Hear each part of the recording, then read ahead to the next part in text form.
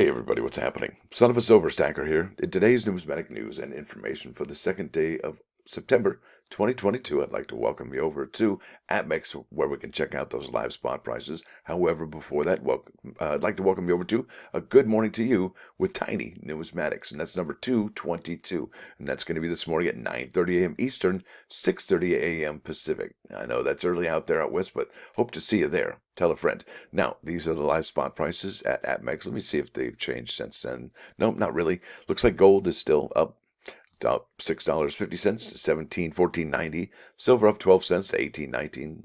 Platinum up $6.90 to 846.40. And palladium up $47.20 to 2086.50.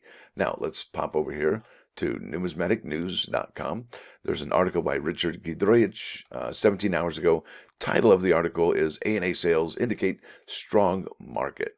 If sales generated during the recent annual American Numismatic Association convention in Chicago are any indicator of the market yet to come, these sales suggest the market for collectible coins will remain solid for some time to come. I think that's really good news. Several dealers at the event even admitted that they set their expectations low due to inflation and recent stock market declines. Yeah, absolutely.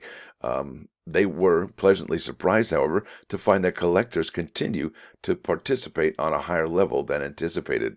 The only recent change in this sector is that dealers are finding it easier to restock than in the recent past. And what's interesting would be to find out what kind of restocking they're doing. Because I've heard actually some of the opposite of that, that inventories, graded coins perhaps, may be getting more scarce and more scarce. What are you all finding out? Why don't you let me know in the comments below if you find it easy to restock or harder to restock the coins or collectibles that you're looking for. Now it says here, the scarce to rare market is increasingly becoming the realm of serious buyers with deep pockets. The interest in this top-of-the-line portion of the market has spilled over from U.S. to foreign and ancient coins. So it looks like people couldn't get enough of these coins, so they went to foreign and ancient coins. Not only selling within the United States, but selling overseas as well. So it looks like there's some more buyers even outside the United States. Records are being set for rare coins regardless of their age or place of origin. Interesting. Now, not all these buyers are coin collectors. Interesting. That means one market analyst recently suggested that rare coin buyers may be viewing these coins as an underpriced asset class rather than as desirable collectibles. Isn't that interesting?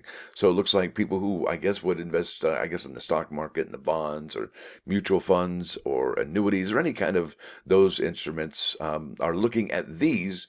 And could you ask yourself why? Maybe they don't trust what's going on in the financial markets, right? So they're looking to the collectibles market. It says here in the final paragraph, other non-numismatic collectibles appear to be experiencing the same scenario. Auctions continue to be the venue of choice for such material. Recently, a 1952 Mickey Mantle baseball card sold for $12.6 million, still short by $8 million for the record of a coin. I think that was sold June 28th, 2020.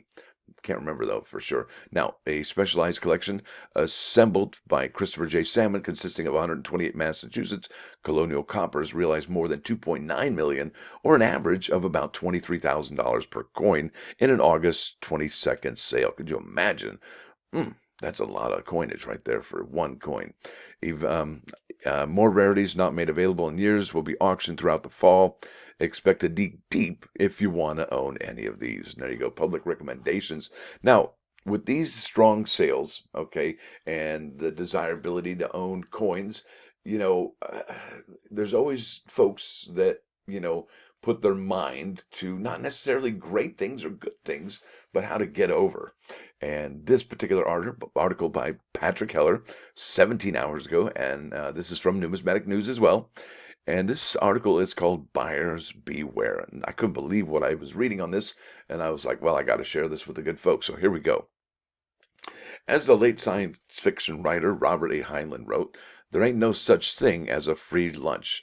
Also quoted as, well, there you can see it. Still, there continue to be too many people who think that they have an opportunity to make a quick profit off of someone else's ignorance that end up being the victim to a scam. That's right. So in this hobby, look, the best thing any one of us can do is educate, educate, educate. That's one of the huge, I guess, one of the things that makes us a better collector, and it protects us and keeps us from falling victim to people that would like to take advantage of us. Now it says here are a couple stories in which the store where I work was involved. These are incredible, folks. Check this out. The nerve of some of these people. Last week, a customer brought in some gold coins to our store to verify their authenticity and check what we would pay for them. Yes, they were genuine, and they were given the price we would pay for them, okay, for those coins. They left the store saying they would be right back. Well, after several minutes, they returned saying he wanted to sell all of the coins and putting them on the counter. Well, regrettably, what he brought back were not the coins he brought in the first time. What? Instead, they were obvious to us, indeed, counterfeits of the coins which we declined to purchase. Can you imagine? Dude goes in there, gets them all, authenticated, gets a price for them, says, I'll be right back. I don't know if he says, I got to go make a phone call. I got to go to the bathroom. I don't know what. I got to go get a sandwich. But he comes back with different coins. What?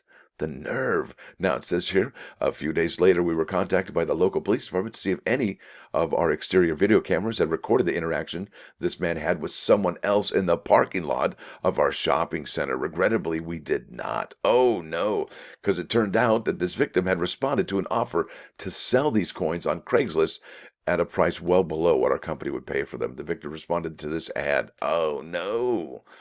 Yeah, education, yeah, what does it say at the top? There's no such thing as a free lunch. And if it's too good to be true, well, it probably is. It says here, the seller arranged to meet the victim in the parking lot of our shopping center so that the victim could come into our store appearing on our camera and videos with genuine coins for which we could quote our selling price.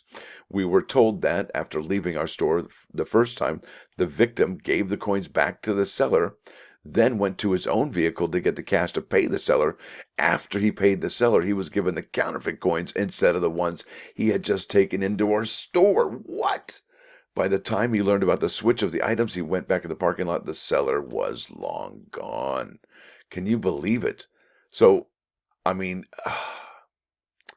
wow. I've got, yeah, please. Got to educate yourself. Don't be a dupe to somebody's ploy. Says here, obviously, if the original seller had wanted to sell the genuine coins for the maximum price, he would have sold them personally to our company. But if he had done that, he would have been recorded on video cameras and been required to produce identification to conduct the transaction. Absolutely, that's what's happening. Whatever excuse he gave to the victim to induce him to fall victim to the scam should have set off warning bells that perhaps the gold coins were stolen goods being sold by a fence. Instead, the victim was apparently so appreciative that the seller had allowed him to take the genuine coins into our store unaccompanied by the seller that his suspicions were later allayed. I tell you, it's terrible seeing people get taken advantage of. And I'm going to leave a link in the description here for this particular. You know what? I'm going to read more because you got to know this is too intense. I mean, there's so many ways. People are so creative. Now it says here, you are probably well aware that online merchant facilitators often feature counterfeit products. Well, there's more than one way a crook could try to scam a victim with a counterfeit. A few years ago, someone purchased a gold coin from our company's store on eBay. He paid for the coin and we shipped it to him. Upon his receipt, he claimed he didn't want it and was returning it for a refund, which was his option under eBay's terms. That's reasonable, right? But when the package arrived back at our store, it was opened in view of one of our video cameras. The piece returned was a poor quality counterfeit that did not look anything like the coin we had sent them. Oh boy. Consequently, we contacted this person to explain that he did not return the same piece we sent to him and we would not issue a refund to him until and unless he did so. The would-be customer filed a complaint with eBay but never asserted that the coin he had received was not the one pictured for sale in our listing. Regrettably for this would-be scammer, one of our video cameras records each package being wrapped. Okay, did you hear that, folks? Record each package being wrapped. I think that's one way you can protect yourself from scammers like that, including the contents and the mailing label on the finished package. These videos are kept at least 40 days before the media is reused for new video. We also record the precise weight of each outgoing package. Isn't that interesting, folks? If you need a good idea, there's two of them right here in this particular paragraph. Now, so we could supply two videos to eBay investigators. That's awesome. The first showing that we indeed packaged and shipped to the customer the coin pictured in the listing, and the second showing that we had shipped what he had shipped to us was not the exact same coin we had shipped to him. We were not forced to make a refund to this customer. We were not told, but we suspect that eBay may have given the customer a refund, then added him to a list of customers to watch any future transactions by him or similar, such as scam artists. And if it was me personally, I would block that seller in a heartbeat. Now, it says here, if someone you don't know on the street or online wants to offer you to sell you something at a price that sounds too good to be true, well, chances are there's a high risk that the goods are either stolen or counterfeit. Yeah, buyers beware. And I will leave a link in the description for both of these articles. Now, you gotta see what the Stacks Bowers auctions ended for the Dawn and Dusk collection. Could be a whole new video. Yeah, you know what? I'll make that a video. That'll be my supplemental numismatic news for today. It's just off the charts. It's ridiculous. Can't believe it. Now, off to the plus ones today. Now, it says here, this is by Stephen Morrissey, it's so easy to laugh, it's so easy to hate, and it takes guts to be gentle and kind. Yeah, to be not so severe, right? It does. Can you be not so severe? Is it really easy to hate? And is it easy to laugh? And do you have to be a strong person to be gentle and kind? Is that right? I think it's right. Now, this is 95.9 KOIN, Coin News Radio. This is Hallelujah by Pentatonix. And this was originally done by Leonard Cohen. It's a beautiful song, beautiful song. And if you don't get chicken skin listening to this, you might want to check your pulse. Now, next thing I want to show you here is a joke. It's a joke.